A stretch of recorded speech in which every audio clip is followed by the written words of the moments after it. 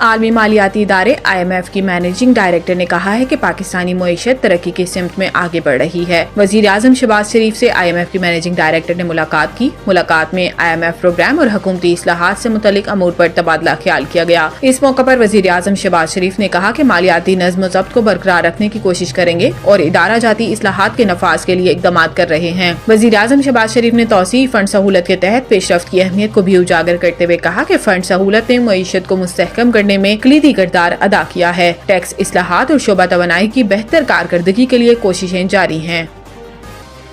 Chief justice Islamabad high court ने जजेस representation से मुतल्लिक फैसला जारी कर दिया। इस्लामाबाद हाई कोर्ट के जजेस की सीनियरिटी तब्दीली के खिलाफ 5 जजेस की रिप्रेजेंटेशन मुस्तरद कर दी गई है। Justice Mohsin Akhtar Kayani, justice Tariq Jahangiri, justice Babar Sattar, justice Sardar Ejaz और जस्टिस समन रिफत की रिप्रेजेंटेशन मुस्तरद कर दी गई। चीफ जस्टिस आमिर फारूक ने हाई कोर्ट रजिस्ट्रार को फैसले की कॉपी के मुतालिक जजेस को भेजने की हिदायत कर दी। 3 हाई कोर्ट से जजेस के तबादले के मुतालिक इस्लामाबाद हाई कोर्ट में तब्दील सीनियरिटी लिस्ट बरकरार रखी गई। लाहौर हाई कोर्ट से इस्लामाबाद आने वाले justice Sarfaraz Dogar senior peony जज बरकरार हैं। इस्लामाबाद हाई कोर्ट के जारी करदा फैसले के मुताबिक हाई कोर्ट से ट्रांसफर होने वाले जजेस को दोबारा हलफ की जरूरत नहीं। जजेस की तैनाती और ट्रांसफर में फर्क है और दोनों मुख्तलिफ बातें हैं।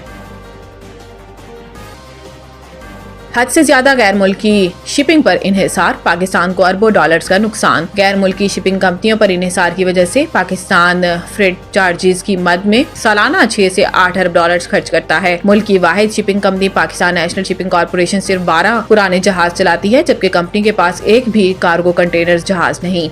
गैर मुल्की बहरी जहाजों पर इन्हिसार की वजह से पाकिस्तान का कीमती ज़रे मुबादला खर्च हो जाता है, जिससे मुल्क के मुआशी चैलेंजेस बढ़ जाते हैं। वजारत दिफा के ज़राए के मुताबिक मैरी टाइम सेक्टर में इस्लाहात के लिए कायम टास्क फोर्स की रिपोर्ट में बताया गया है कि इस रुझान को तब्दील करने के लिए PNSC ने कराची शिपयार्ड में मकामी तौर पर पाकिस्तान के पहले 1120 20 इक्विवेलेंट यूनिट TEU सलाहियत के हामिल कंटेनर जहाज की तामीर के लिए एक जबरदस्त इकदाम शुरू किया था और मंसूबे पर 24 अरब खर्च होना थे। इस तरह की साख्त के गैर मुल्की जहाज की लागत 32 अरब डॉलर के मुकाबले में मकामी प्रोजेक्ट बेहद सस्ता था। ताहम इस प्रोजेक्ट को 1 साल कबल अचानक रोक दिया गया।